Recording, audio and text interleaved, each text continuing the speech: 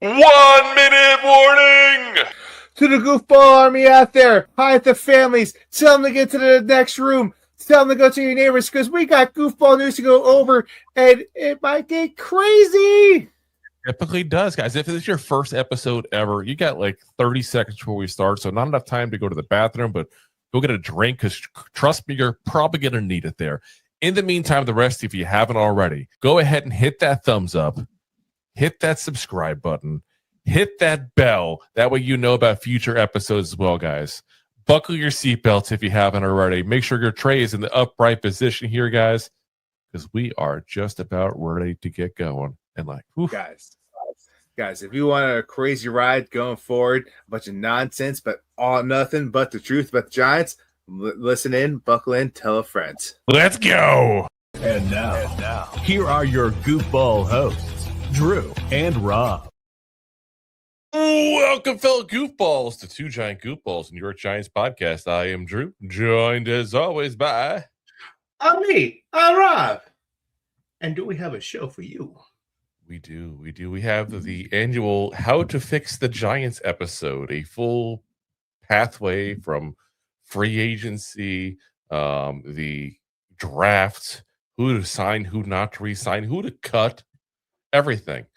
So, a big one here. There a lot to go over there. But before we even go with that, we got a brand new coach again here, because Giants fans just filling it all in.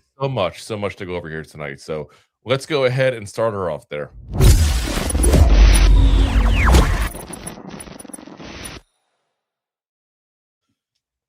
All righty. So this move here is either the start of the Giants completing the fix of the passing game there, or just another reshuffle. It doesn't really change the results. But let's talk about what got happened here. And listen, Brian Callahan, we talked about him before. We've interviewed him in the past for the offensive coordinator position. The Giants have now gone ahead and signed him on as the quarterbacks coach and passing game coordinator, which I feel like they just added a second title because he was a head coach. Sounds like fancy. Yeah.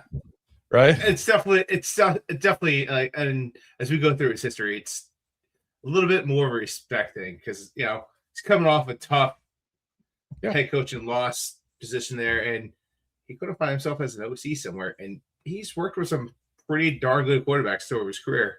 Yeah. So, I'm actually a huge fan of this move. Huge fan of this move. Yeah.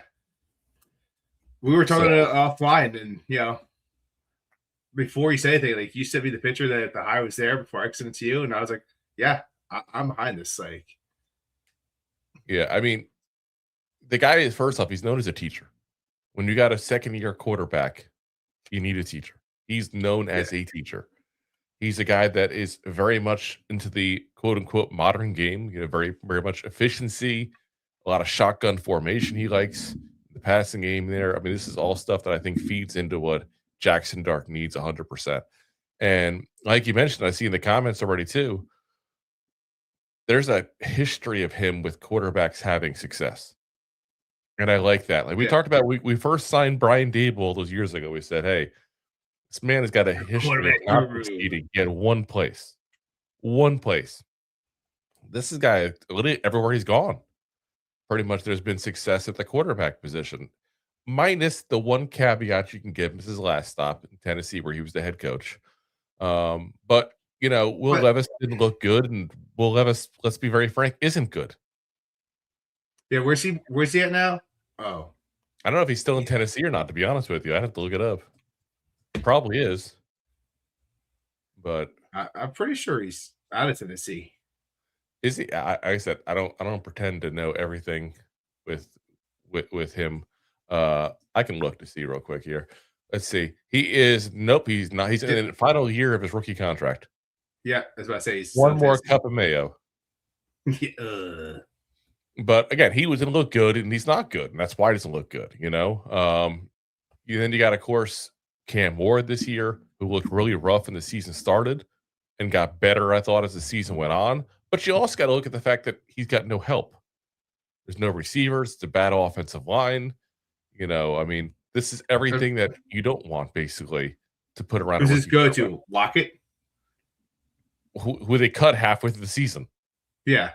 So yeah, I mean, it just like I said, I think considering what he had around him, I don't think it was a bad rookie year for Cam Ward. Prior to that, obviously he was offensive coordinator for the Bengals from 19 to 23. You look at what he did there, and again, you could do did he develop this person? Did that person just develop on their own? But you got Joe Burrow. Joe Burrow comes in the second year there and really develops into a Super Bowl quarterback. Yeah, and you can make the argument too. It's like, did he not go to the Super Bowl that year? They went to the Super Bowl in his, I think his second to last year or his last year. Yeah. I'd have to look up the year. But again, got a guy that they drafted, was there when they drafted him, developed him into a quarterback that literally took his team to a Super Bowl. Yeah, they made smart moves. They drafted, Jamar Chase, who was his number one receiver in college. And you can make the arguments, but since he left, you can make the argument that that offense has degressed. It has. I mean, flat out, I think it has. I think it's pretty obvious that it has. I mean, there's been injuries too, so you can make the injuries there, and then to work playing healthy. But yeah. I think the big thing is the fact that Joe Burrow himself said he would not be the player he is today without Callahan. So when you got a player sticking up for you, when they don't have to, you're gone, you're out of the picture, and they still do it. Yeah, that speaks volumes right there. So. He can just stay quiet. I'm not saying he talked trash about him, but he can just stay quiet. I'm like, hey, he was a good guy. Miss him a lot. He went out of his way to talk positive about him. Before going to the Bengals, he was the quarterbacks coach at the Raiders there back in 2018. Listen, Derek Carr literally went ahead and led the AFC at the 68.9 completion percentage. Had a career best 4,049 yards. So, yeah, that's pretty good. I mean, we know what Derek Carr was. Derek Carr is like a slightly above average quarterback. It's his career best, like you said. Yeah, so I'll take that. That's the 1 year he had with him, and before that, quarterbacks coach for the Lions with Matt Stafford. Coached him in just his second and third year in the league. So you're talking a young Matt Stafford. This is the guy you expect to make issues still and make mistakes. Yet he threw 53 touchdowns and 20 interceptions in those 2 years. That's pretty damn good for a second and third year quarterback. So in his second year actually with him, that third year in his league, had one of his best seasons as a pro overall too. So I mean, again, good track record. Before that, he was offensive assistant and offensive quality control coach in Denver. Now, Denver had a well-known quarterback at the time, obviously, in Peyton Manning. But Peyton Manning did go on to have 55 touchdowns and an MVP season. Broncos won a Super Bowl during that time as well. I mean, obviously, you don't want to give too much credit to Callahan. It's Peyton Manning. Yeah. Who was the OC? Who was the OC for the Colts for 10 years when Payne was there? Yeah, I mean, Payne but Manning. You could also say this guy literally fell off a cliff, basically, and Manning was able to be kept up long enough to, finish at a Super Bowl run and all that stuff. So I don't know. Like I said, I'll take it. I don't think that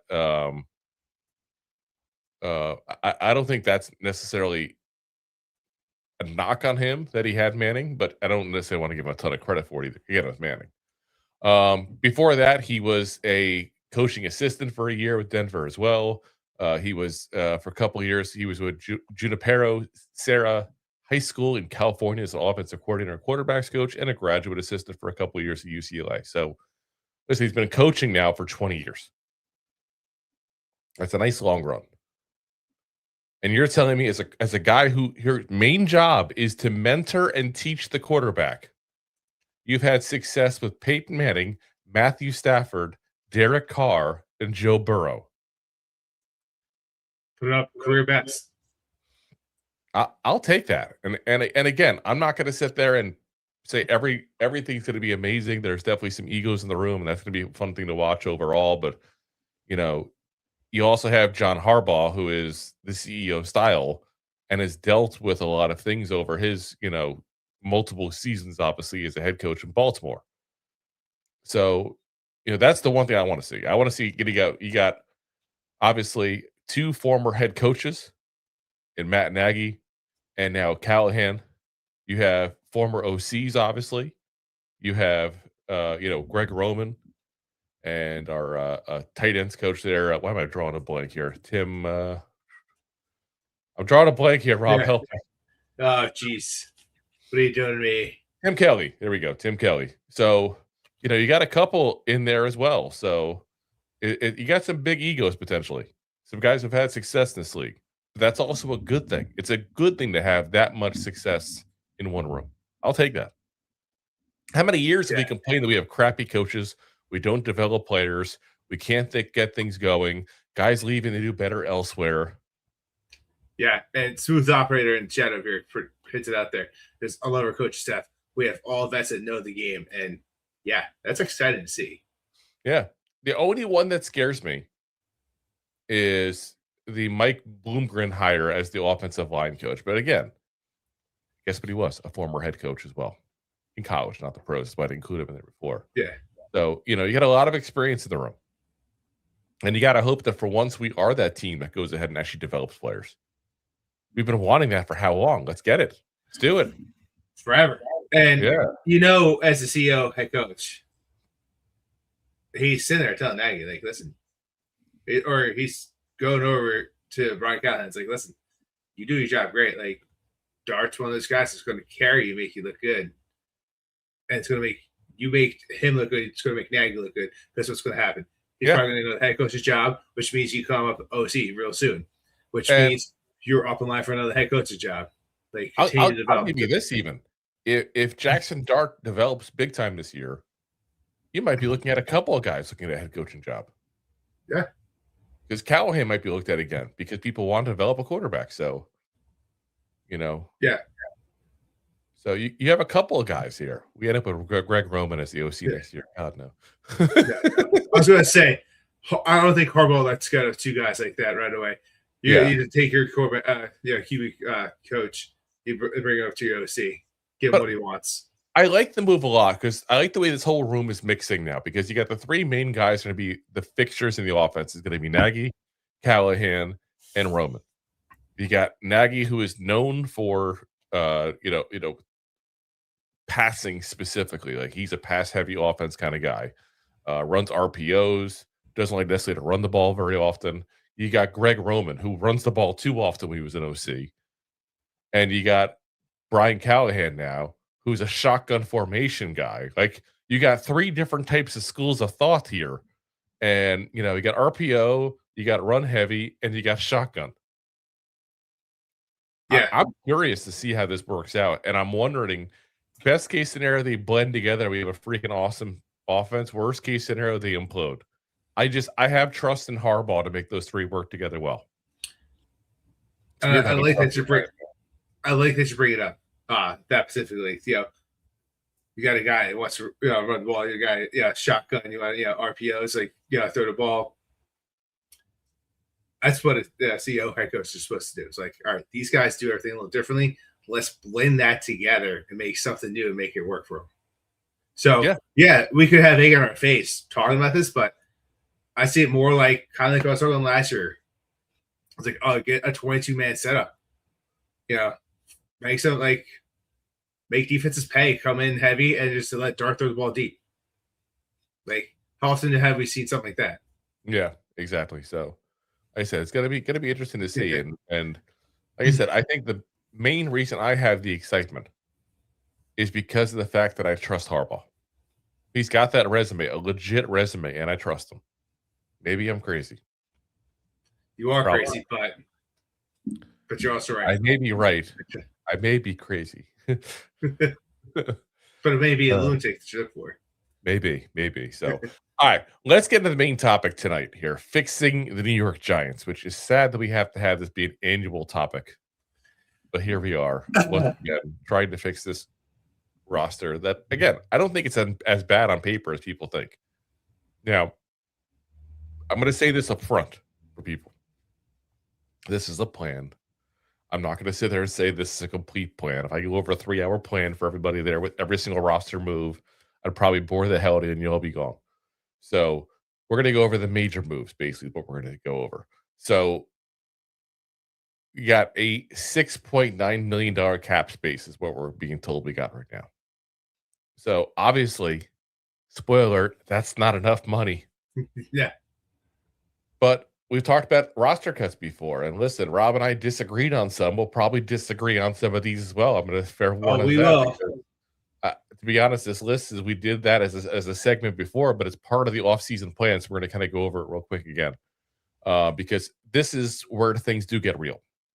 It's who gets cut. It's how much it saves and whether the Giants actually have the stomach for these moves. Because to be honest, some of them come with risk. Flat out, they come with risks. And the first two are probably the biggest risks there are. First one, Bobby Okereke saves you $9 million against the cap. Jon Runyan Jr., $9.25 million off the cap. James Hudson, that's the one Rob's really upset about. Don't say it. $5.38 million. AC knew it. Devin Singletary, $5.25 million. Graham Gano, I think it's time we make that move, right? $4.5 million. Oh no, Graham Gano, let him go. Oh no, Graham Gano. Two guys I'm going to put on the list because, quite frankly, they don't make a lot of money, but I know you all want them gone. Jalin Hyatt, we're saving $1.52 million. And Eric Gray, $1.4 million. We have cleared up with this move $42.94 million. Yeah. It's a lot. It's good. Yeah. It's a lot. So that's a ton of cap space now. Like, don't get me wrong, that doesn't put us in the highest. I'm not trying to say that we can have an open checkbook to whoever we want for agency wise, but that's a lot. The big ones, obviously, are going to be the Bobby Okereke and the Jon Runyan moves. That's the one I think most people are like, I don't know. Yeah, now that we got a lot of those, our coaches, in the building, like, we'll put a little more trust in them. Like, prior to this, like, I was making the argument that Okereke and Runyan both kind of have to stay. We might be in the camp where Runyan goes, Okereke stays, or one or the other. It's both of them. It's probably a no, but just because of the cap space alone, because you're talking about like just shy of $43 million, and the two of them eat up over $18 million. Yeah. So they're 45% of the cap space right there. Yeah. So I'm assuming pretty much the rest of them, I'm okay with them. Oh God, like Eric Gray, like I was okay. I was okay losing money just for the roster spot last year. Like Hyatt, like what has he done? Absolutely nothing. And I don't want to hear John Harbaugh saying he can fix him. Like then I'm going to start questioning him as a head coach. Just get rid of him. Yeah, you got nothing. Like Graham Gano, guy can't stay healthy. And let's much respect to him. Let's be very frank. Much respect to him. I was about to say, when he's healthy, he's one of the best, if not the best, on the field. But the thing is, he has not played a full season, 3 years now? And we've talked about since we started this podcast, the best ability is availability, and he's not available to play for us consistently. And that kind of position, your injuries do happen, but you're kind of expected to stay healthy. Yeah, consistently. And that's the problem. So he's got to go. So and then I go you go back to Devin Singletary, hey, respect what you've done in the game, but we don't have a spot for you next year. We do. You can't be paying that much money to a third string running back. That's what I'm saying. We don't have a spot for you next year. Like when it comes to that, we have the spot technically. We don't have. We don't have a spot. Sorry. We're drafting another running back if we don't have a spot for you.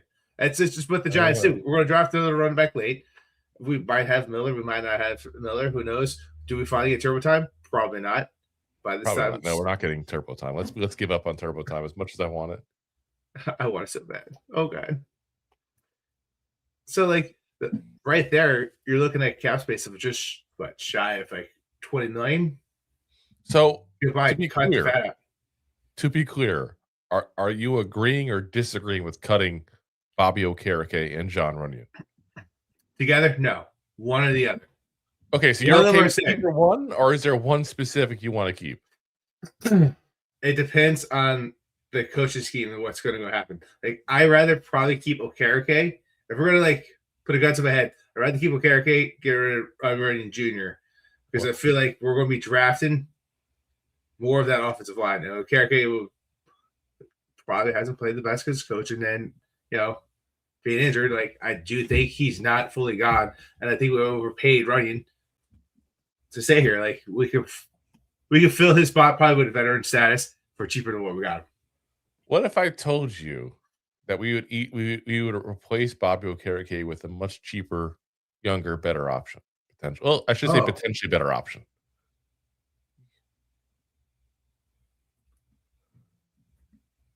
Would you then be okay with cutting both? And yes, I'm foreshadowing. You are foreshadowing. And yeah, I don't know. You would have to if we're talking right now, one of them stays. Yeah. And I wouldn't be surprised if both of them stay. But one of them has to go. We shall see. We shall see. Like I said, I'm okay with both going because to me, it's I want to build the Harbaugh team. I want to get rid of the Dable team.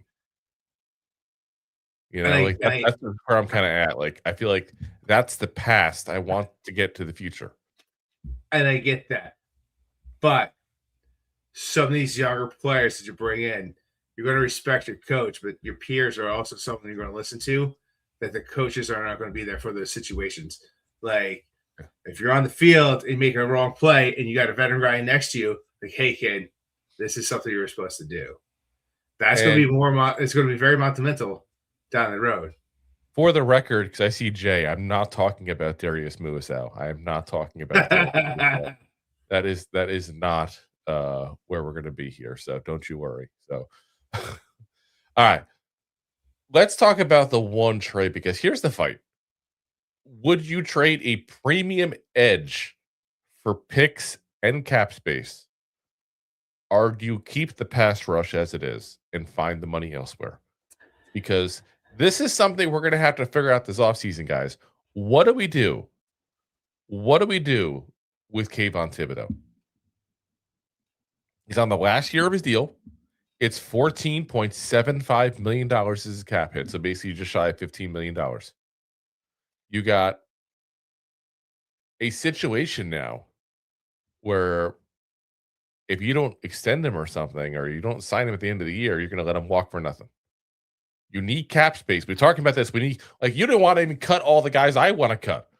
So in your scenario, we're even more desperate for cap space. And I'm I want the $15 million. I need it. Yeah. And listen, again, all respect to Thibodeaux. We've said before, he's not a bad player. I think he's better than most people give him credit for.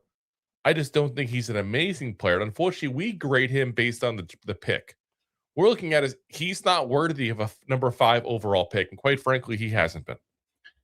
But he's still a better edge than most people have on their roster when he's healthy, which is another issue. That's my biggest takeaway from, because yes, we look at him on the field not playing up to where he was drafted. That's a fair statement. It's also a fair statement to say that we have not given him the tools to develop to be the person he should be, coaching. You know what? I would agree with you if it wasn't for the fact that Abdul Carter came in and looked better. Brian Burns just had his career best season. I don't know if I can sit there and blame the coaching and the environment right now. And I agree with what Jay just said. He's getting in Carter's way, so he's got to go for that reason. But you literally have 2 better players on the same team than him, and he was the number 5 overall draft pick. That's insane. It is. And he's one of those guys, because I feel like we've just changed all our coaching staff, right? Yeah. Pretty much like a new Giants team. What have the Giants been notorious for pretty much the past decade, maybe 15 years? Drafting great talent in the first round Not playing well because bad coaching, going somewhere else and looking like the person they should have been because of the bad coaching we've had here. So I understand what you're saying of last year because no one really covered Burns because they respected what the Giants had last year on tape, and Burns wasn't here. So last year. That's sure. For the prior, what I meant. He was there prior year as well. This 2 years now he's been with us. With Burns? Yes. Yeah. Year before. I just think that I look at it as do I want to pay $15 million a year to a backup edge rusher? That's the genuine question right now. This is kind of, to me, it's the same as Singletary. Like we're saying we don't want to pay $5 million to our third running back. I get that. The thing is, he wouldn't be played that way. You would switch up how they're played. If you have a Michael Parsons on the team, right? Yes. By far a better edge rusher than anyone on Dallas, which he was an edge rusher. He was always on the field. Why? Because you leave talent on the field. So if you think Thibodeaux has that talent, you might be able to get him steal this year for 15, see where he goes. Maybe are you saying that Thibodeaux has Micah Parsons' talent? No. Well, I think we both. Right, I think no. Have you actually listened to anything I just said? All right, so all right, we've been talking about Abdul Carter for a fucking year at this point. Excuse me, there's to burn it out there. Who was he compared to in college and coming out of the draft? Parsons. All right, so he's the best out of the three, if you're going to say that, because he looks better.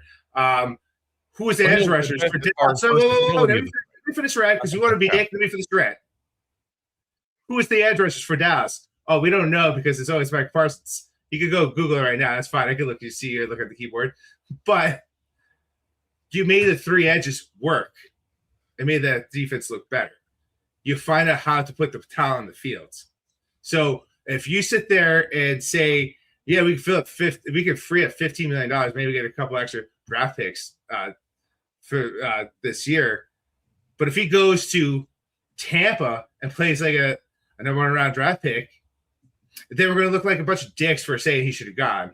Because we can't afford to keep him long term, and that's the problem. You want to let him go for nothing. And here's the other thing I got to say. You said, what we said for the last year. What else we said for the last year? That Abdul Carter is not Micah Parsons. Micah Parsons tackles better than Abdul Carter. Let's be very clear on that. We've seen him for a year in the Giants. I don't think he's the guy I want to put a linebacker. He is purely a pin the ears back, go get the quarterback guy. That's what he is. I'm not even sure how much I like him in the run defense right now. He's got time to grow either. I'm not trying to say he's Yannick Ngakoue yet, but that's the kind of the vibe that I have right now from him. So I'm not going to put him at linebacker. I don't think he has that versatility that Micah Parsons does. So to me, you got to get rid of Kayvon. I disagree. We're just going to disagree about it because I don't think we have to get rid of him. Like, I'm just saying you can't sit there. You have to do this based on what we saw in the past with bad coaches out there. So, and I'm not saying that at all. So I'm not saying that at all. You put all three of them on the field and you let them rotate. That's what I'm saying. Would you rather have Wan'Dale Robinson or Kayvon Thibodeaux? They probably listen. I'm going to get some flack, but they played about the same at both positions. One's 1,000-yard, receiver last year. One was hurt half usual. Okay, so both of them drafted around the same time. Kayvon had 9.5 sacks 1 year, and like 2 years toward the ACL, and so toward the ACL. So if you want to play devil's advocate, you could just say that 2 years ago he did it. So okay, like I said, I'm trading him in the scenario. We're trading him. Now, I try to keep it realistic. I've already heard a couple comments. This is unrealistic. I let AI make the trade. Yeah. So what we ended up getting was first. It's funny you mentioned the Bucks because I looked at the Bucks and I was like, the Bucks. This is probably the perfect matchup. They need edge rushers desperate. They're a team ready to win. The problem is they don't have a lot of picks. They're missing a couple of picks. They were not a good fit. Who AI instead gave me was the Raiders. And the Raiders gave up their second-round pick 36, and their fourth-round pick 102. Now, is it a little heavy? I think it's a little heavy, personally. But I'd make that trade in a heartbeat. Wouldn't you? If you get a second and a fourth, you free up $15 million. When you say free up, how much are we paying these guys? So it's not exactly math like that, but I hear what you're saying. What you freed up by trading Kayvon. Okay, then you still have to pay the rookies. I understand that, but you're paying them pennies compared to that. A second and a fourth round pick is pennies comparatively. You're still probably freed up $10 million. And you got 2 that are cheap for the next 4 years, sorry. Yeah.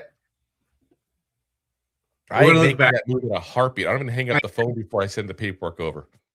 I hear you. And then you go ahead and send them to the Raiders, and then they get rid of Max Crosby, or you keep Max Crosby, and Kayvon gets 12 sacks next year, and you're going to be like, wow, look at that. There's another Giants player. And I'll be like, you know what? Good for them. We got something back for him. We couldn't sign this guy long term. Honestly, he could break the freaking NFL record next year. I wouldn't care less. I would still be okay with the trade because in the long term, he's not going to be a Giant. And let's be very frank, guys. We're not going to move up being a bottom 5 team in the NFL to winning a Super Bowl next year. Like, that's how impressive it was what the Patriots did. That doesn't happen to go, let alone win. So that's why I'm saying, to me, you make the trade every chance you get us to that point. I don't even need the fourth. I would have taken the second. Yeah. So now, here's the beauty of it, though. At least the good news. By trading him, we're now up to $57.69 million. We got money, guys. And this is what we've been preaching all off season. We have money. Don't listen to people that say we have $6 million and that's it. We have already gone from $6 million to almost $60 million. Just with one trade and cutting some people that, quite frankly, are getting overpaid. Now let's get to players we got to re-sign because cap space is absolutely useless if you let the wrong guys walk. So who's worth paying and what's the priority order? And listen, I'm going to give you guys a guy that I think is number one.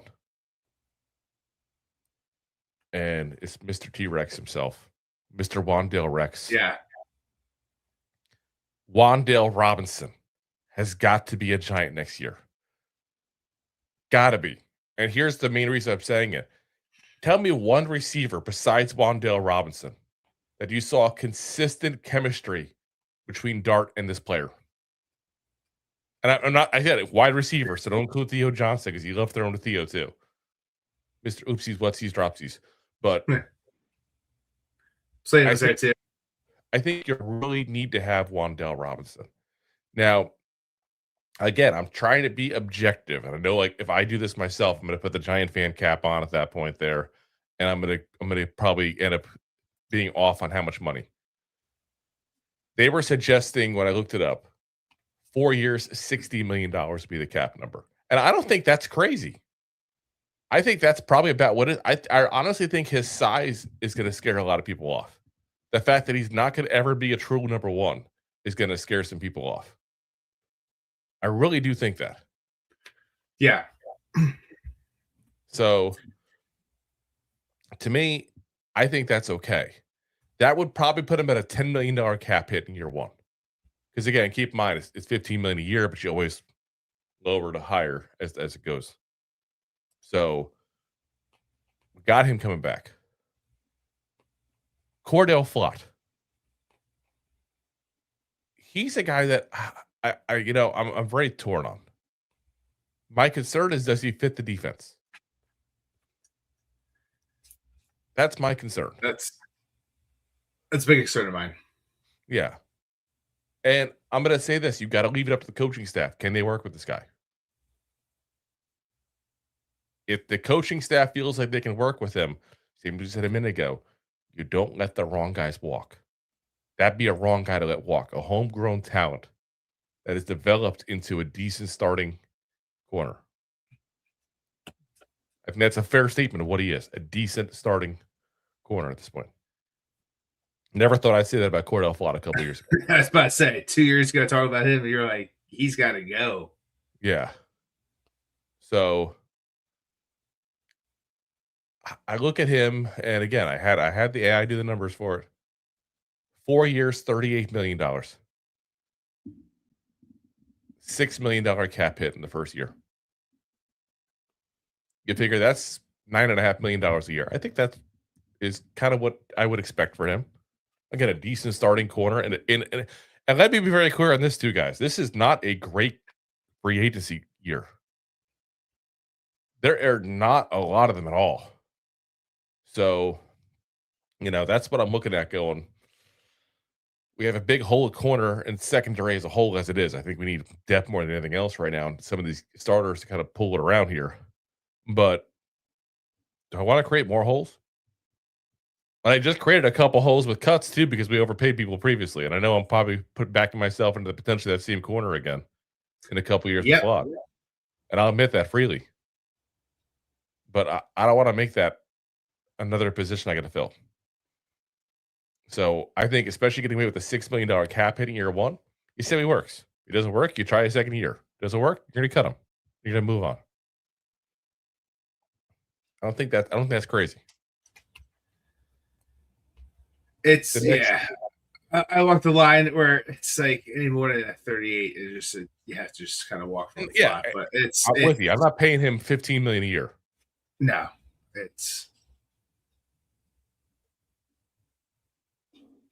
and it depends. Like that position's been like getting paid more and more, but it's I don't see Flott going for more than 15. Yep. So next up, a guy I think we're going to get cheaper than we thought might get. Micah McFadden.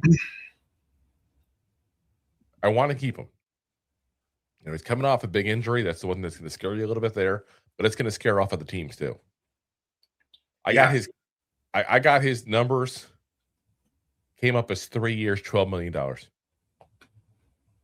$3 million cap hit the first year. I'm fine with that. And I bring him in, a guy who's improved every year with us prior to the injury. A guy who I think is a good piece to have a linebacker. I don't think he's a linebacker one. Let me be very clear on that. But I think he's a good piece to have in the linebacker room. That's fair. Yeah. Greg Van Roten. I want him back. He's proven. He's dependable. He's not amazing, but he's solid. And you know what the best thing is? He's cheap. Got paid $3 million last year, guys. We're giving him a raise to $5 million. Now the question is he going to want to follow with Brasillo and go to Tennessee? He came over from the Raiders. And that's part of why I'm giving the $5 million number here. We're almost doubling his salary from last year to keep him. And keep in mind, it was late in the year. We got him this year. We didn't sign him until much later. I don't know why. They held out for some reason. So it's a guy I want. I don't want to create too many holes. If I can get him for $5 million and have a guy that I can trust for one more year to play the guard position, done. If he loses his job, great. He's a great dependable backup that happens to play center as well if need be. Yeah. I agree with that. A guy that I wasn't sure on, so I thought about the full plan. Chris Manhertz. We're bringing him back. And the main reason is, you notice there's a guy we haven't mentioned yet about bringing back. Jermaine Eluemunor. And I honestly think he's gone to Tennessee the second he can sign that dotted line. I really do. I think 100% he's right off to Tennessee the second he can get there. So we're going to have a new tackle. We got a young quarterback that's having trouble timing in his head. So I want to get a guy who's basically a third tackle, basically. Once in a blue moon, catches the ball. The modern-day Howard Cross. The kind of player he is. You know, that's what he is. So 1 year, $1.5 million. And I think that's reasonable. And you get a solid veteran, you get a guy that can come in and block. You know, like that's what he is. And that's a cheap deal. I'm taking it all day long. He's like one of those players to me. He's old reliable, old rusty, like that old Rusty. I mean that with much respect. I mean, I Like feel a like he's been in the league. It feels like for 27 years. And what kind of trombone are you talking about? I just picked up. I was talking about like the car that you had that's running at 325,000 miles, and it's looking at no sign of wear and tear. That's what Chris Manhertz is. He's that Toyota like. The trombones definitely have some sign of wear and tear. Old rusty. There's some little rust on there, but not the trombones. I don't know what you do that in Florida, man. But you just so spit on the hole. Anyway, like I said, I think he's a solid player for what he is. Again, if you're expecting him to be more than what he is, just an occasional guy to come in and block, then you're going to be in trouble. But if you accept for what he is and you use him for what he is, and that's what we've done the last couple of years with him, then yeah, keep him. Let's keep it going. Yeah, it works.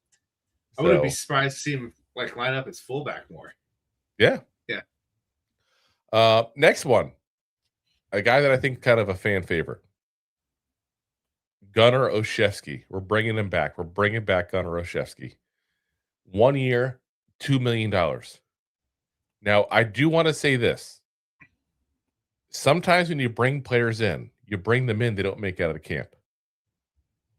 Gunnar has that potential, but I like the fact that he's got a little bit of, you can tell there's a little bit of click there with him and Jackson Dart. He's a good returner.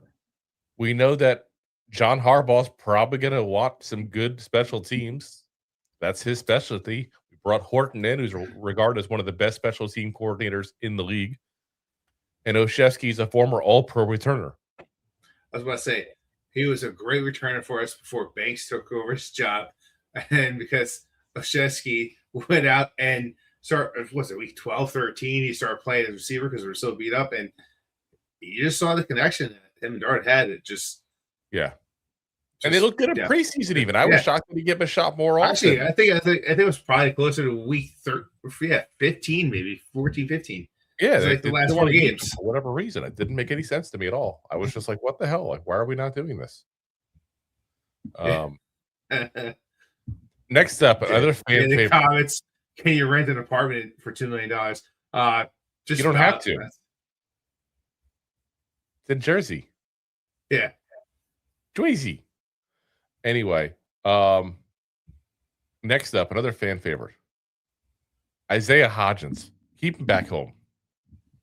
Give him a 1 year, $1.2 million. Like basically getting a veteran minimum deal. I was about to say, let's be very frank. He'll take it.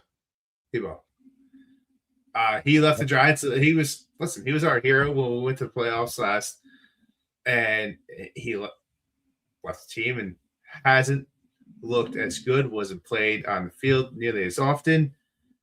And yeah, bring him back home. Yeah, exactly. Another guy, been a Giant for a long time. Bring it back again. Casey Kreiter, the long snapper. 1 year, $1.6 million. I mean, what do we say? He's a beautiful snapper. He's a good snapper. So, yeah. Listen, nobody, I feel like the casual Giants fan has no clue who he is. And that just tells you all you need to know. He snaps the ball. He gets to where it needs to go. Yeah. You don't hear word. The only time you hear his name is when something goes wrong. So the fact that you have no idea who he is, let's keep it that way.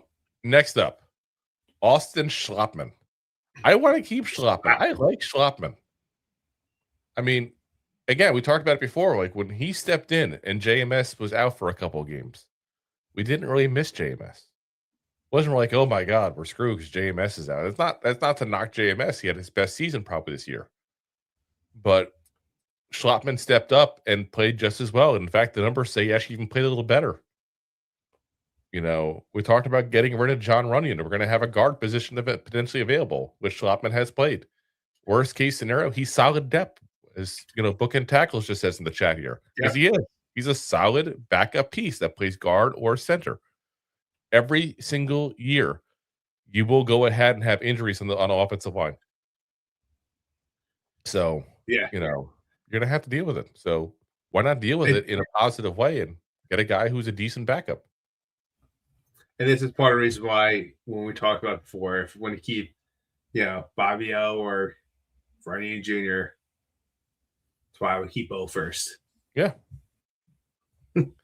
Next up, a guy that I thought played very well this year and really played better than I expected. Now, I don't expect him to have as big a role this year, hopefully, God willing, because you don't want that necessarily.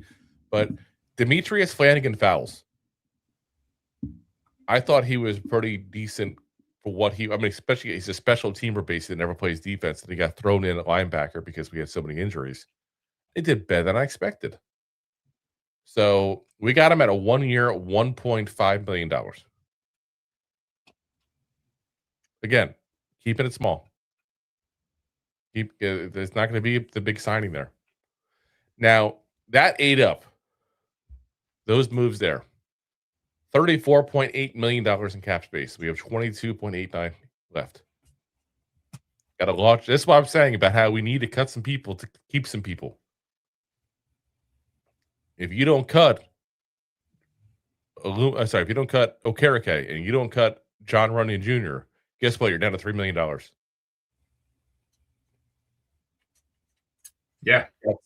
That's what it is. So that's what I'm saying.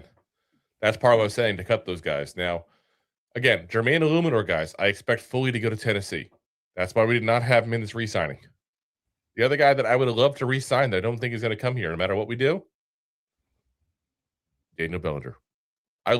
We talked about it before. We're Belly fans. But I don't think he stays no matter what. Probably not. And Giants have a pretty good history of drafting pretty solid tight ends. And once that rookie deal is over, they just kind of let it go. Yeah. So, like I said, we're going to have to kind of deal with some of that there. When was the last one we extended on? Did we extend Boss? I don't think we did.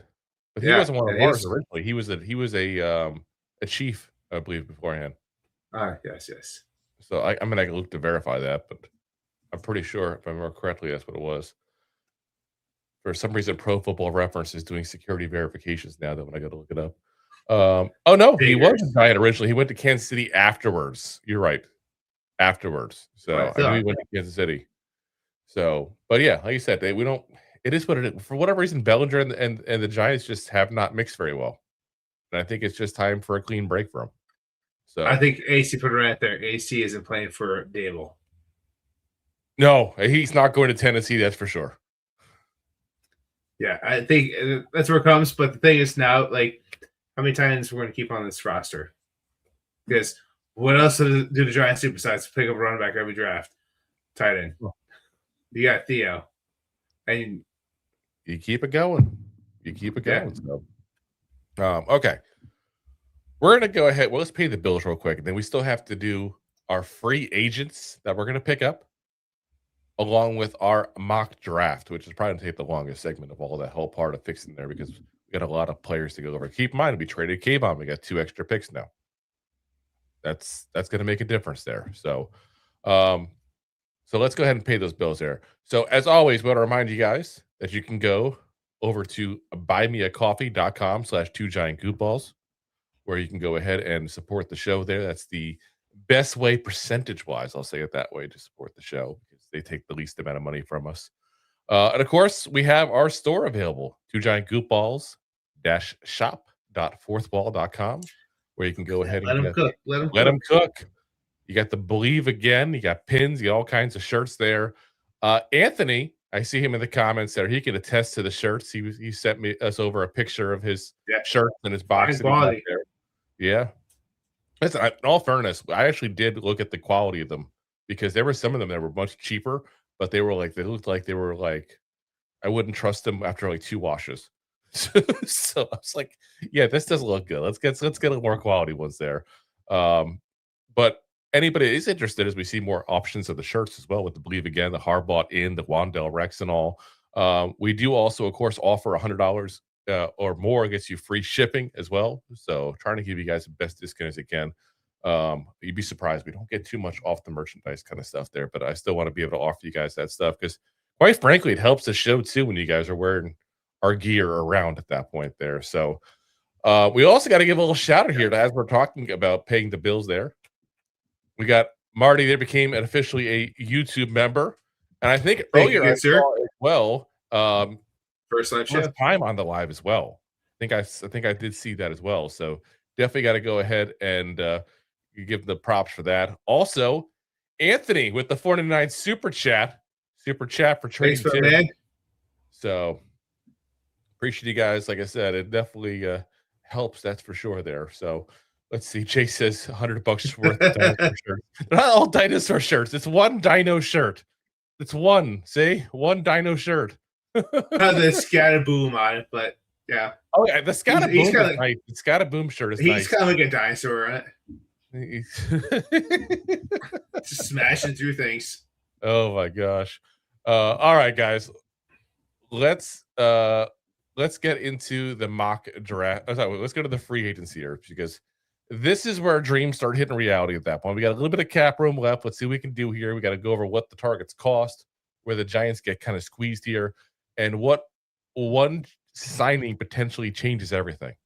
And we're going to save that one towards the end here. We got 4 guys we're signing here, guys. Fair warning. Now, again, there'll be small moves that we're not going to talk about. Because if you think I'm going to know who the backup tackle is they pick up, that'd be insanity. I would love to have that kind of insight knowledge. You know, who's going to be the 3rd tight end or who's going to be the 5th linebacker? Like, I don't know. We're going to find out. So the first one, Patrick Ricard, the fullback. The Giants have not had a fullback, a true fullback, until you go back to the Joe Judge days. And those days, they really used them as special teamers, not even as fullbacks. We're getting them on this time. This is the offensive scheme that Harbaugh's had with him. Greg Roman loves to run the ball a lot. We've talked about that. I really think this is what we're going to do here is go ahead. I think because he's going to be cheap. I got him at $3 million 1-year deal. And that, to be honest, is an upgrade of what he's been paid the last couple of years. Again, fullback is not an in-demand position. No. But what you get is you get a guy who is a Pro Bowler and a second-team All-Pro last year for $3 million. So we're definitely going ahead and making that move there. We're bringing back a fan favorite too. There's a certain guy who's getting towards the very end of his career. Now, let's be honest, guys. We thought the end of his career was a couple of years ago. But all of a sudden, and this is where it comes real bad, he leaves New York, and he somehow magically finds a way to get healthy again. Yeah. And that's Sterling Shepard.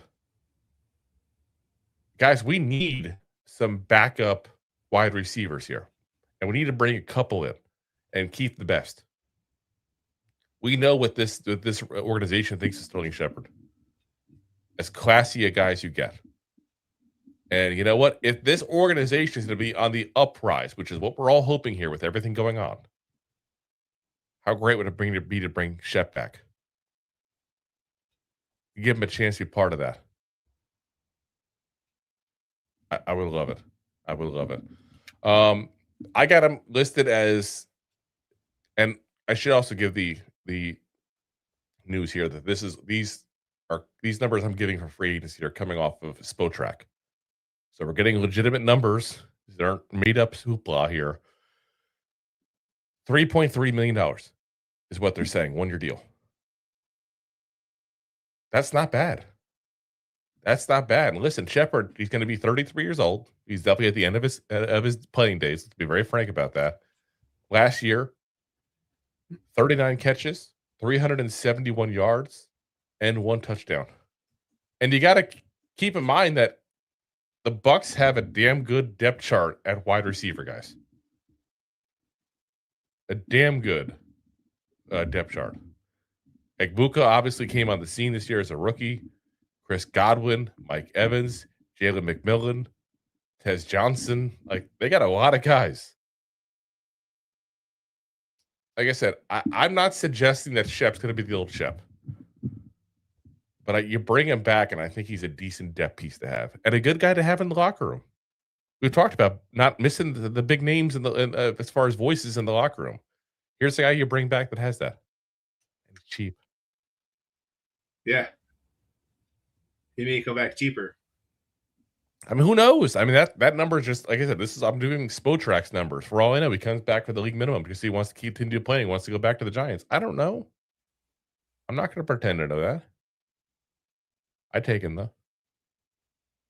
So, because it's funny, I tell the comments, he's always hurt. He's not anymore. Yeah, he's been not anymore these days. Since he left the Giants, I don't think he's been injured once. Last 2 years with the Bucks, he's been healthy. So, like I said, I take the shot. We got 2 more picks here. And it's funny because we complained about this when we hire any coach, basically, that we bring in their people, basically. Notice we got the first name was a fullback from the Ravens. We got 2 more Ravens here. Of course we do. Tight end, Isaiah Likely. And I think Likely is likely a Giant. I really do. I think it's a move that just makes too much sense not to happen. Could you imagine a guy like John Harbaugh dealing with the drops that come with Theo Johnson? I don't see that happening anytime soon. No, I think he's more of this routine structure kind of guy, do a job. And Theo Johnson comes out there and when he does his job, he does it great. But he also has a tendency not to do his job and drops the ball. Yeah, like and that's the problem. So we're bringing in Isaiah Likely. Isaiah Likely is, just to be clear of what he is, he's more of a receiving tight end than anything else. We know how much that Jackson Dart liked throwing to his tight ends. Again, Theo Johnson was force-fed, even though he kept dropping the ball. Likely would have a big year. Now, he did have a little bit of an injury-plagued year, had his worst year because of that. Had 27 catches, 307 yards, and 1 touchdown. He's Spotrac saying his average salary is going to be $8.8 million, which puts his first-year cap hit about 6.2. Here's the beauty of the scenario. Let's say you have him for 2 years, and let's say Theo Johnson discovers all of a sudden how to catch the ball. Let's say that hypothetically for a second here. You can go ahead and cut Likely then and re-sign Theo Johnson. In 2 years, his contract is easy to get out of. Fair. So I don't see any issues with doing this whatsoever. It makes too much sense. And Harbaugh said to really like Likely. So interesting. I'm all for it. I think you need a good tight end. We need some weapons for Jackson Dart. And we keep talking about receivers. I hear people all the time. Receivers. There's not a lot of good receivers out there, guys. This is a guy that you make him your star tight end, he's going to get you 500-600 yards. I'm telling you that right now. That's what he is. He's like, I will get you 500-600 yards if he's healthy. And you make him a star. He really hasn't been his career. They run double tight end sets like crazy. You know, Andrews has been there. So, like I said, I think that's a good possibility here. Now, here's the one that's the most controversial, though. The most controversial one of all. And this is the one that I've already seen a lot of y'all talking about in the chat already. And I'm making this move not because I agree with it, because I do see pros and cons, but because I think point blank the Giants are going to do it. Tyler Linderbaum. Now, Spotrac's got him at $17.7 million per year. That would put his first-year cap number at 12.4. Guy's a Pro Bowler, guys. Like all but 1 year, he's been a Pro Bowler. Yeah. I'm not talking the Shador Sanders, you get out of the last minute kind of Pro Bowler. I mean, like, genuinely, you are a Pro Bowler right off the bat. We haven't had one of those in damn near a decade. Yeah, and he's been surrounded by bad talent, guys. To be very clear, so if people don't understand this, he has horrendous talent around him. He's not been playing with any talent. And that changes how you play. I just think that it's going to happen. Again, whether we agree with it or not, I'm including in the plan because it's going to happen, I think. Linderbaum doesn't fit everybody's offensive schemes. He will fit this scheme. And I think that's what you're going to see. So, we'll see what happens there. But I do think that that's what's going to happen. Now, that puts us $24.9 million on those 4 players. $2 million over the cap right now. 2.01 to be exact. So, and we got more moves we can make. So I'll give that a little bit here. One other thing I want you guys to keep an eye on, because this rumors wouldn't shock me if it became a rumor. I'll put it that way. Jordan Stout, the punter from the Ravens, is a free agent. It would not shock me at all if the Giants made a play at him and get rid of Jamie Gillen, who reverted back to his 2022 form, I felt like, after having 2 better seasons. Like, this man just cannot kick a corner. I don't know what it is. The corner is just not his friend. He's a hammer right down the middle. That's what he's been again. And after it happened, like I said, I thought better the last 2 seasons prior to this one. But it's time. And I'm to me, that's the obvious. That's the obvious one. So, we'll see what happens there. We lost Rob. Where'd you go, Rob? Oh, we lost him. So I just died for a little bit. Oh. But like I said, I think that's an interesting thing to keep on. And there'll be other people too as well. We talked about Kyle Van Noy for a backup edge rusher and people like that too as well. But like I said, that's the main 4 I think that you'll see a sign there. And I had to include Shep in the main 4 just for the nostalgia. To be honest, it's not a main signing. It's nostalgia. That's what it is. That's bad. Definitely. All right. Next up, the mock draft. This is the I always had the most fun with mock drafts. I will at least sit here bored at home sometimes. Just go start mock drafting on my phone. I'm bad like that. I've sent you the photos before. I'm like, look at this one all day long. Yeah, to be at work at a 15-minute break. But here's the mock draft class though, and where it actually I think helps right away.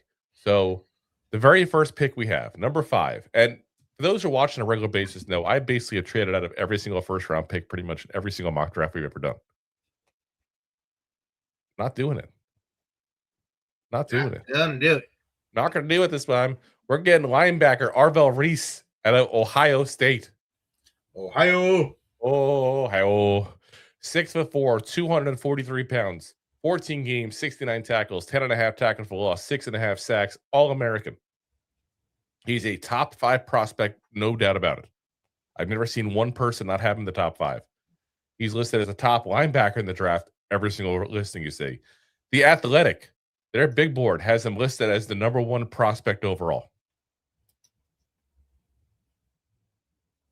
Damn.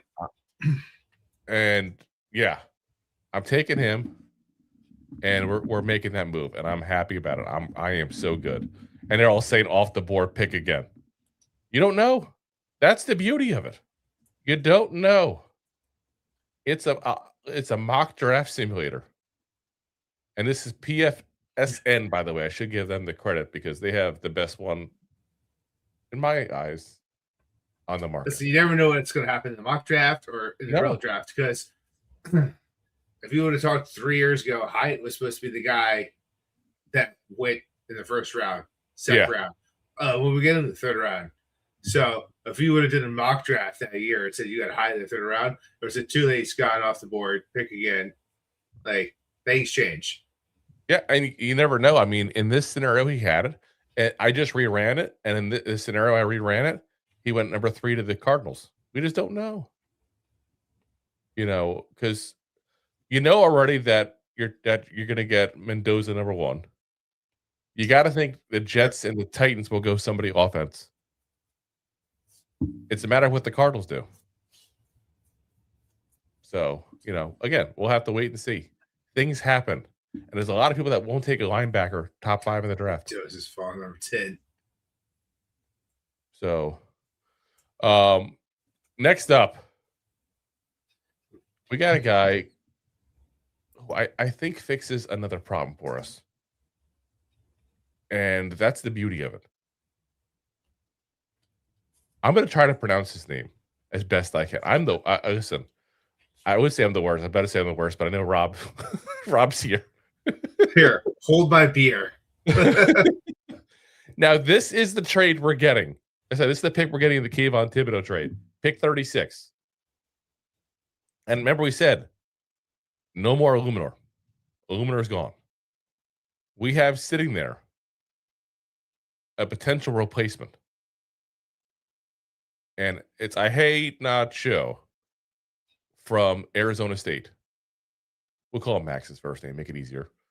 6'5", 325 pounds. Max was a starting right tackle. So this is not one of those scenarios people argue about.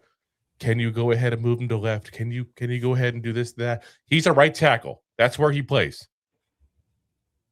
And he's big. For 6'5", 325. Like, that's NFL size. That's legit. Because that's my biggest issue I have with Bo, is I think he's just too small. And this is a kid that's ascending. Rob, we've talked about this enough with people that are like, I love guys who are late start people that excel. He was a former basketball player and soccer player. Only started playing football 5 years ago. My God. Like, just picked it up, and he's going to be one of the best tackles in this draft. Bring him on board. Let's go. Yep. He's very much a high upside blocker. He allowed no sacks in 2025. Absolutely amazing. So that's what you do. You go ahead and you get a guy who's a potential to replace Eluemunor. You go ahead and get a guy who, worst case scenario, is your swing tackle if Bo beats him out or something like that. And you develop him. Sorry, I'm allergic to my own picks here. Yeah. Well, Nacho. So, bring him aboard. Let's go. I like how Anthony just calls him that dude from Arizona State. But like I said, I think that it's a way to go ahead and fix that problem right off the bat. And you get a younger player who's a cheaper player. And don't get me wrong, I would absolutely love to go ahead and keep Jermaine Eluemunor. Again, I don't think he's staying. And we're working based on that. Next pick, we also have pick 37. Katie McDonald, defensive tackle, Ohio State. 6'3", 326 pounds, another big boy. We are going to go after the line of scrimmage here, guys. That's how you win. You control the line of scrimmage. It's not rocket science. Last year, 14 games, 65 tackles, 9 tackles for loss, 3 sacks, 1 pass deflected. He's an All-American this year. 2 out of our first 3 picks are All-Americans, guys. I'll take it. The guy is literally described as a human-sized roadblock. Damn. He has a 91.2 PFF grade for run defense at Ohio State. It's not like he's West Texas Christian Polytech University of Abilene. Ohio State. You're talking about the good schools. And Jay says Drew got the picks from trading Kayvon and Scottish Hammer. We didn't trade Scottish Hammer. Nobody wants him. Not even Scotland. He could go on the curling team. Not even Scotland. But like I said, what's our biggest issue we've had in run is the run game on defense, right? I mean, Correct me if I'm wrong. Yeah. That and tight ends. Pick your battle. You probably got 2 different players now that can stop the run by adding him with Dexter Larson. That's probably about it right now. Let's be honest. This doesn't change our run defense overnight. But what it does do is it adds a legitimate run stopper. It helps to fix the problem. So, next up, our other pick we got in the Kayvon Thibodeaux trade. And this was a little bit of an oddball one. Sometimes you see a player and you see potential and you see wasted opportunity. And that's what I see with this player. Running back Desmond Clearborn, Wake Forest. 5'10", 195 pounds. So tiny little running back.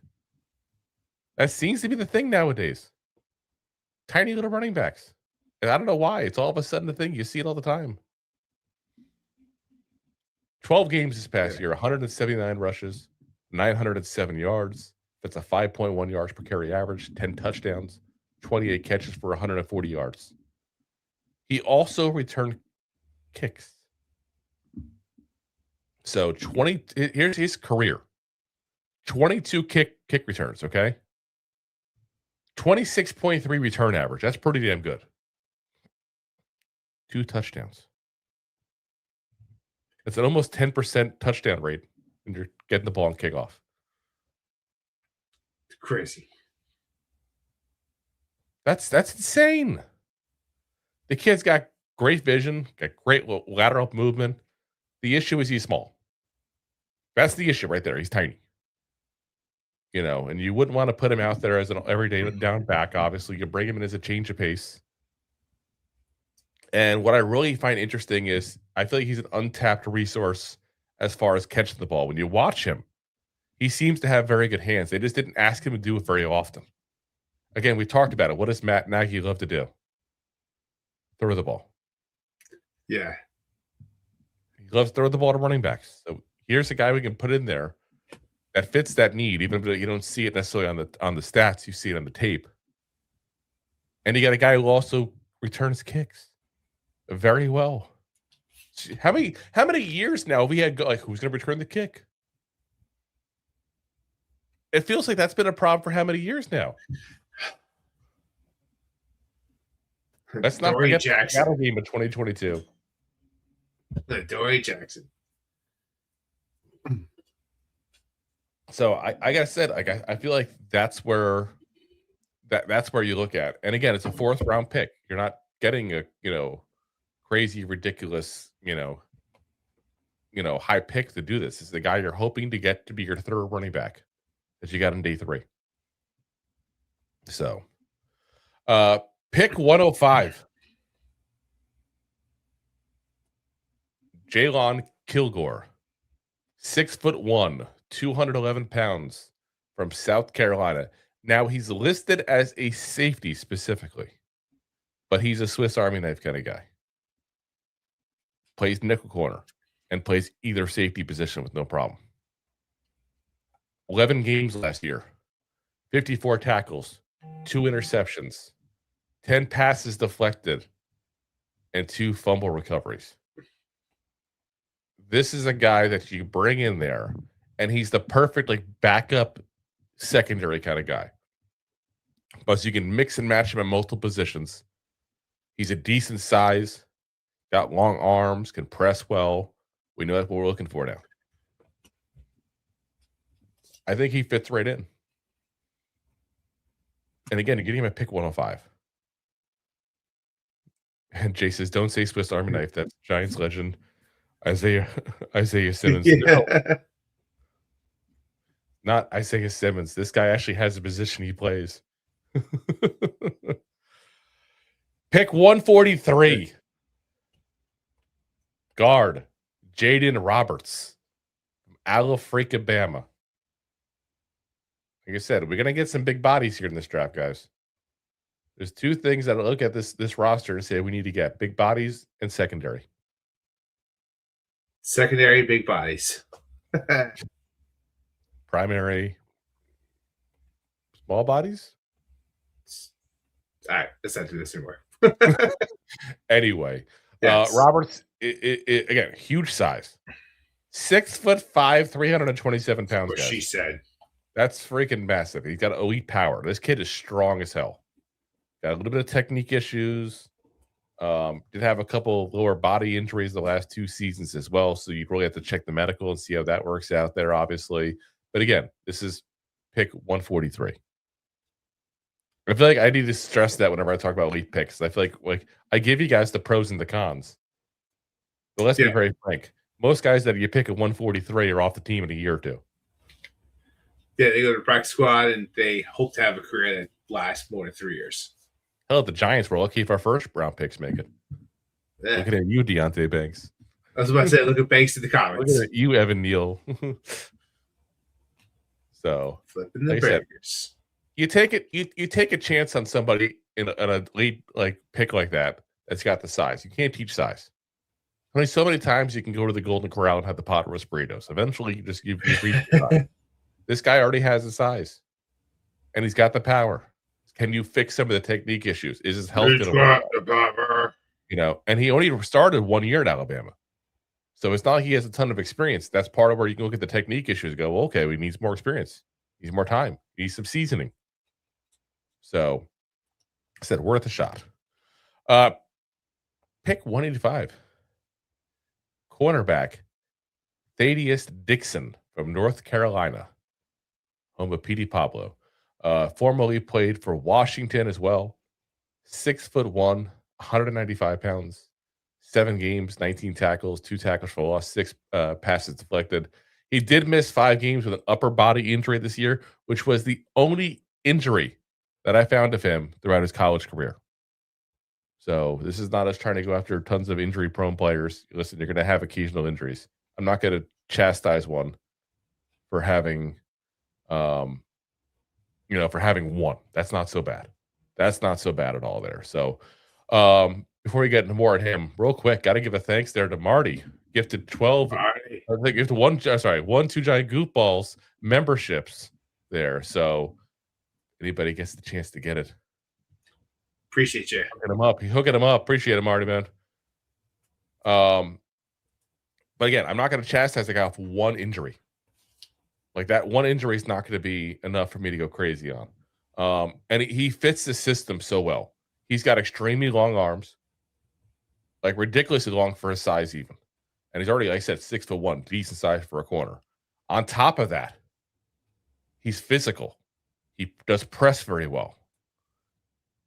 And when he was in North Carolina, he literally went ahead and shadowed the top receivers. So I like that.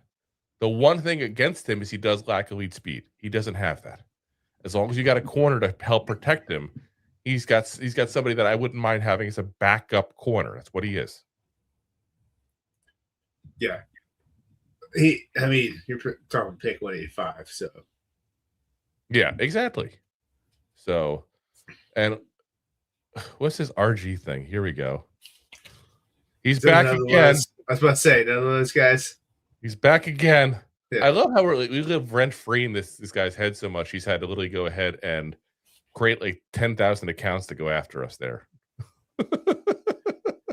We have a stalker amongst us. As Jay steps in with the 49 super chat, man, appreciate it. Everybody's being so nice to us today. I'm not used to this. I feel like Jay did it because he said some mean things about me being a tall sack of potatoes before, though. Yeah. He does that. That's the Jay mentality. He's like, I'm going to go mock him, then I'm going to feel bad. Let's see here. Anyway, like I said, Thaddeus Dixon, I think a good fit overall for what we're looking to do there. I really do. Next up, Jalin Husky at pick 191. Another safety. Again, big bodies, secondary depth. That's what I feel like we've needed in this draft year. 6'2", 201 pounds. Came out of Maryland. Formerly played for Bowling Green as well. Listed as a safety, but he played corner as well, especially over at Bowling Green. He was strictly a corner, and they moved him over to safety once he went over to Maryland. But they did put him back in the corner position occasionally. I hate to use this term because of what happened to Tyler Nubin, but he's considered a bullhawk. We said that about Jalin, about Tyler Nubin, and then look what happened there. So 8 interceptions the last 2 years. He's also got great character. Like, they gave him an honorary lifetime captain at Maryland because of how well they thought of him. And that's the teammates voted on that, not like coaching staff or anything like that. So very well thought of in the locker room. The issues with him, bad burst. And he's a little aggressive because he tries to go for the interceptions, and he does tend to over pursue sometimes. So, again, pick 91, guys. 191. You're not going to get a guy with no issues. You want a guy with no issues, go back to 5. Even then, it's a crapshoot. What the draft is. Yeah. We got one more pick. And I've seen Anthony in the chat saying, wide receiver, wide receiver, wide receiver. We waited a while. Pick number 192. The last Giants pick here this draft. Wide receiver from Georgia Tech. Eric Rivers. Not one of Phillip Rivers' 30 children, by the way, just for the record. 5'11", 180 pounds. Really, really tiny guy. Formerly played also at FIU. Now, going back to 24 for a second, when he was at FIU, 1,172 yards, 12 touchdowns. Pretty damn good. Goes to Georgia Tech, obviously a better quality school. This past year, 13 games, 46 catches, 458 yards, and 2 touchdowns. But he also is a good punt returner. Returned 9 punts for 99 yards. 11 yards per punt return average. Not difficult to do the math there. So, very good. He's extremely fast. He tracks the ball well. He's a good route runner. The problem is he's undersized, but let's be very frank. That's what you're probably looking for in this kind of offense as well. Matt Nagy likes the short, quick routes. That's what you get with a guy like this. His issues with the size, again, not great with contested catches. He's a bad run blocker. Like, that's the things you expect. But you don't need this guy to be a top receiver. You need to come in occasionally and do kind of what Olszewski did. Do kind of what Hodgins did, the smaller size, obviously. You're looking for a guy to go in and just do a couple catches a year. Pick 192. You're not expecting great things. Yeah, so when you get burnt on the defense. Yeah. So, like I said, I'm all for it there. Now, the cap. We got $11.9 million in cap space we need to sign these players. That puts us $13.91 million over the cap. And I know what you're probably thinking now. We've signed free agents. We've done all this stuff. We've already cut players. Where are we coming up with this money? Very simple. One of two things is going to happen. Either we're going to have to cut some more players. And listen, let's be honest. There's players on the roster right now that will not be there in September. Or we're going to have to just do a little bit of restructuring. And there's plenty of guys we can restructure. The guy that I would look to go ahead and do that is Brian Burns. Coming off his best season of his career, I am all confident that we can go ahead and do that with no problem whatsoever. I'm not worried or nervous about doing it. The other two obvious candidates, Andrew Thomas. Andrew Thomas is a guy that I think, I'll be a little nervous because of the injury history doing it. The other guy, Dexter Lawrence. I'm, again, a little nervous there because he's coming off of a little bit of a down year, obviously. I'm trying to be nice, but say a little bit. Like, he was not his usual self last year. I kind of want to see it again before I start kicking more money down the line for him. So, like I said, that we have that option. We can free up that $14 million in cap space, no problem at all. Very easy to do. And we have like over $100 million in cap space. And I see y'all with Slayton. No one's trading for Slayton, guys. Let's just move off from that. No one is trading for Slayton. Not going to happen. Yeah, and quite frankly, we need him. And what are you going to get for him? No, but here's my whole thing. People understand. He's going to be in a better spot with Neighbors there. Neighbors is there. You go ahead and have Wan'Dale Robinson. You have Slayton there. You're going to have, in our scenario, Isaiah Likely now, too, as well. You have Theo Johnson. Like, are you really depending on Slayton to do too much? No. You give him a year. You see if he rebounds back to the 700-yard kind of guy he was. And if he doesn't, he's going to be gone next year. That's all. You know? And Anthony said, I die in this hill. I don't care if we get a 7th-round pick. Slayton sucks and costs us games. I'm not even saying that. No one is going to trade for Darius Slayton. That's what I'm trying to tell you. It's that is not the problem. The problem is not what you get back. It's just, no one is going to give you anything for him at this point because of the contract. So I'll take a look real quick at the contract to give you the exact number so we know what we're talking about here. His salary next year is $9.75 million. No one's going to pay him $10 million. That's literally what they're taking on if they go ahead and take the contract in a trade. Unless you do a sign and a trade and re-sign kind of situation. Why would he do that? He's got no reason to. None at all. So they're not going to do it. So you take what you can get for him, and if somebody offers it, you move on. But you got to go into the season going, no one's going to take that. You know, like, you know what? Actually, I'm sorry. I just realized, too, I was looking at the wrong spot. That's his guaranteed salary. His base salary is $12.25. It's even worse. So that's actually what a team would have to pay him to pick him. All right. That's fair. That's what I was thinking. It was like 12. Yeah, so now it's not as big a deal next year if you're going to trade him because his base salary is 6.5. So like I said, we're going to have to be stuck with him one more year, guys. And like I said, hopefully he comes back and he plays more like he used to play. We'll find out. You never know. But you're going to have to kind of bite the bullet on that one for another year. It is what it is there. But overall, it is what it is. I think we got a pretty decent team with this plan. We got rid of some players. We got some young players to replace them with. We got a couple weapons here for Jackson Dart. We lost obviously some of the offensive line because of just roster moves that got made. One with having to cut Jon Runyan, and one with having to go ahead and lose Jermaine Eluemunor because we just think he's going to go to Tennessee. We got a right tackle with the 2nd-round pick. We have the left guard position we could fill with Schlottmann. We could fill with Bo. We can fill with, John Michael Schmitz. Let the three of them battle it out, figure it out. I'm okay with this. I think it's a pretty damn good start. Yeah. So let us know, though, guys, in the chat. What do you think? I know you guys will. You guys are never shy. Yeah. We appreciate that. Now, also, if you haven't already, I haven't done my daily. Hit the thumbs up. If you haven't already, hit that thumbs up, guys. We got 62 of y'all in YouTube right now watching live. So we should have 62 likes right now, 62 thumbs up right now on this video.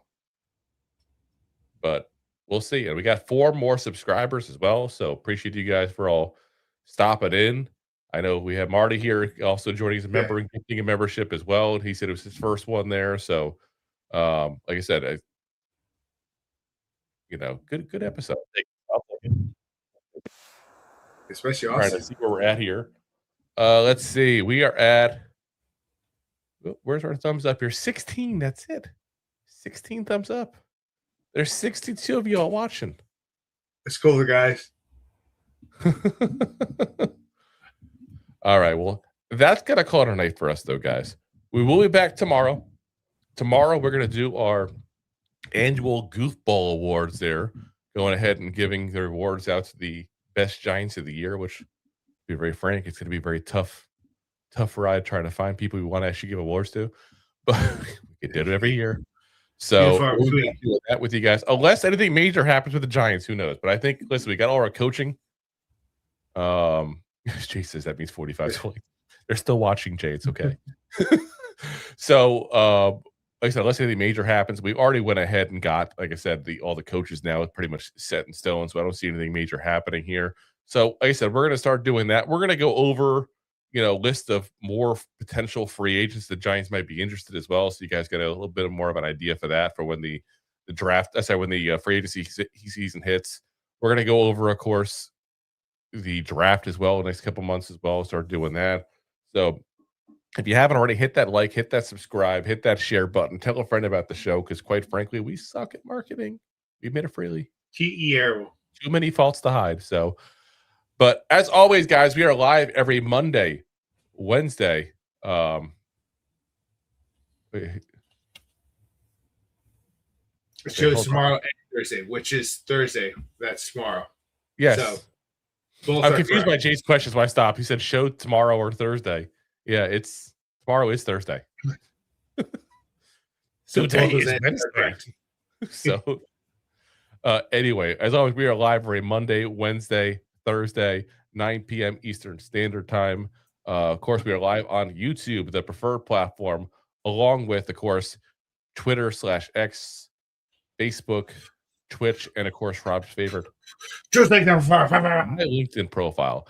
And of course, as always, we're available the next day on all the audio podcast platforms: Apple, Spotify, iHeartRadio, Pandora, all the big ones there. So if you haven't already, like I said, go ahead and hit that like, subscribe on there as well.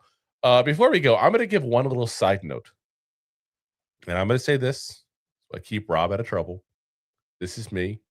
This is me saying this. This is not the show. I'm going to give a little disclaimer here. We may have upset somebody. I don't know if we did or didn't. So some of you all may remember a couple of episodes ago, we talked about Bill Belichick not being in the Hall of Fame. And we gave the analogy of why would the Hall of Fame be the morality police, so to speak, when they had, David Baker running them for years. And he had, had his own trouble when he was a politician with a forged check from a charity and all that kind of stuff. I'm going to say this because he messaged us, right? Well, he messaged me randomly. Didn't really say anything, just give a little wave and all that kind of stuff. Kind of like, hey, I see you. Yeah. I'm going to say this. We are a New York Giants podcast. We don't pretend to get out of our lane and be experts in every single thing. If anybody wants to go ahead and Google what happened and actually learn the full thing, they can feel free to. It's right out there. He used to go with the C in the front of his name before, for some reason, then C. David Baker. But like I said, so just in case he did that because I said something incorrect or something, I will always say, go ahead and check it out. That was a story that I had heard about, and I verified quickly on the show that there was an issue with him with a $46,000 check, I believe it was, from a charity, and he was convicted. So, but like I said, feel free to look it up and back it up and see what happened there. So, we lose you, Rob. You froze. We lost Rob. He's really trying to keep himself out of the legal trouble. Anyway, guys, we'll see you guys, of course, tomorrow. Appreciate you guys for watching, as always. And as always, Giant fans, go G-Man! Go G-Man! G-Man! Thanks for listening to Two Giant Goofballs, a New York Giants podcast. We appreciate your support. Thanks so much. Please, I'm